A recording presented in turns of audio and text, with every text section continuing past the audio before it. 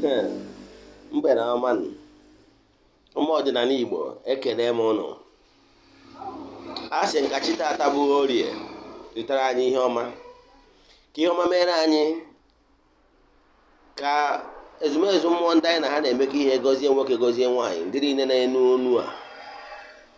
Aka m bụkwa onye nke gị, Ugochi Tubelu n'Oraifite, nwa Adama anyị na-akpọ arụ n'Oraifite. Ihe enyi maka ya ka m pụtara bịa n'ụbọchị taata bụ ka nkọwa ọtụtụ ihe wee kpọta ụmụ Igbo sị ka anyị teta nọ n'ụla, ka anyị kwụsị ịbụ ndị eriri eri. Nke nchọ ka nkọwa n'ụbọchị taata bụ gbasalụ so-called family liberation ọtụtụ ezinụlọ megoro n'ụbọchị taa, wee soro ụzọ dị etu a wee butere onwe ha ihe mgbu dị iche iche. Ụfọdụ ezinụlọ tinyere onwe ha na nsogbu. Ọnya ka a na-agba ma mmadụ jere ịnyụ anyụ gwọrọ agwọrọ. Ihe m chọrọ ịjụ bụ ndị niile asị na ha eriri eri wee ghọrịa ha site na iri mindset ha, reset their brain.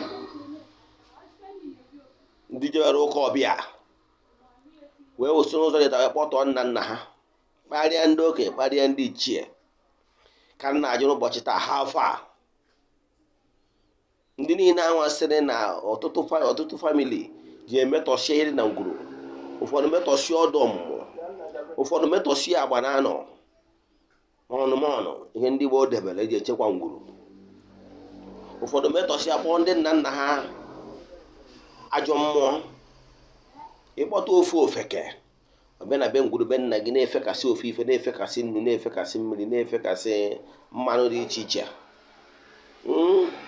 were na-asị gị akpọtọ ndị nna nna gị.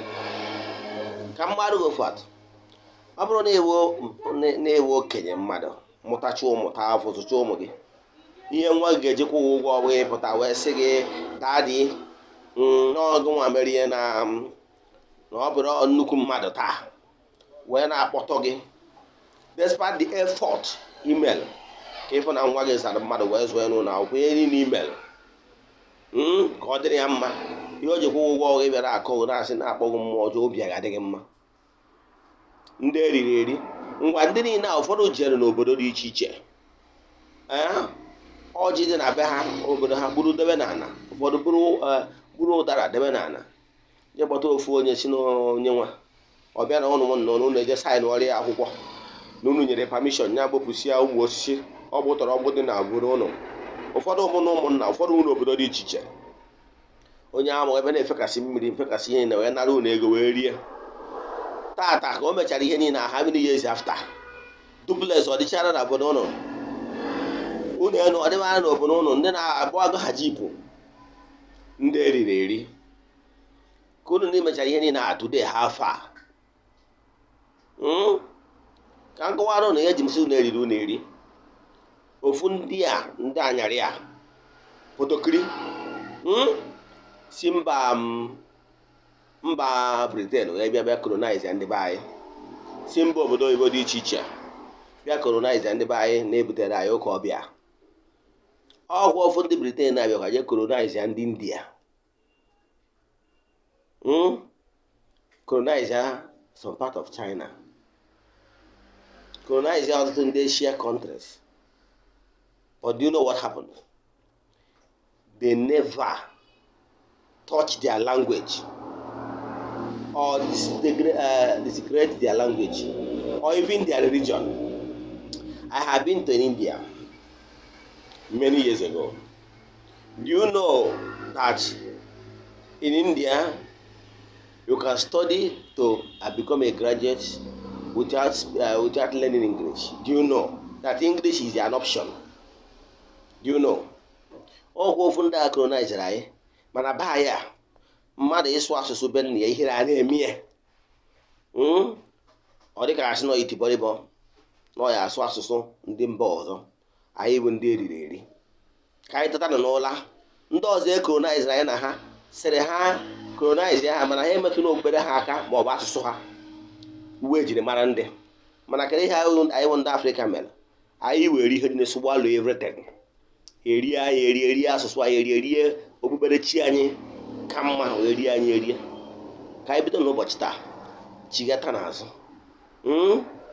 Ụmụ ihe niile ndị niile aja emebicha ihe na ngwuru dị iche iche na ụdị na-arụ ọrụ ezinụlọ today, ọtụtụ n'ime ha nọ n'agbụ ya because na ụfọdụ ndị ichie fụtara ụmụ ihe niile ha mere asị ọtọ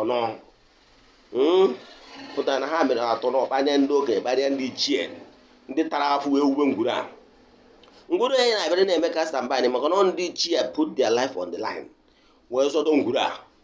Ngwuru a akwụkwa ya inheritance. Ụfọdụ wu ndị ofeke ndị eriri eri ejesite ka aje chenji afa nna ha. Ọ dị ha ka ọ chenji afa nna ha ihe na-eme ha akwụsị, ma ọ ga-eje nji afa nna ha mana ha ka ya bịakwa bịa kerite inheritance na ya ngwuru wile na ị na-echenji afa nna ha ihe na-ebe obere ego. Ihe na-ebutere gị ihe mgbu ugbu n'itolitelu ijuru ese chi gị imezu ihe dị n'ụzọ gị, ihe mgbuwe na-abịara gị. Ọ bụrụ maka ihe ndị gboo mere na ngwuru, ihe niile ndị gboo mere na ngwuru maka ọdịmma nke ezinụlọ. Gịnị ka ha mere? Na ha budoro ọdụ ọmụmụ n'afọ na-enwe a na-enwe nwa debe agba na-anọ ọnụmọnụ ihe na-echekwa ngwuru. Ọ bụrụ ihe ndị awụ ya problem m na-achị itolitelu dịka mmadụ ijuru ese ịmara onye wuchi gị nyere chi gị na gị na chi gị erikọrọ ịgbara aka entity sub powers ezumezu mmụọ niile kwesịrị iso gị wee jee mba wee jee weta ihe ọmadị na mba wee natabe nna gị ka ị gbakọdara azụ. Ya mere na ị gara n'ihu instead of gị ije chi gị azụ je emedo ihe imedo ijesi nọ ndị nna nna ya ha bụ ndị nsọ ka ọ ha ma etu a. Inwe ajụjụ n'ihe nkọwara ị have my WhatsApp number, send them message ma akọwara ya ka o doo anya. Ugochi tubelu Oraifite. Like our video, share ya among your friends, subscribe to our YouTube channel ka iwe na-egota nkụzi a na-akụzi n'ọdịnala Igbo kwa ụbọchị ya gazienụ n'ọfọ.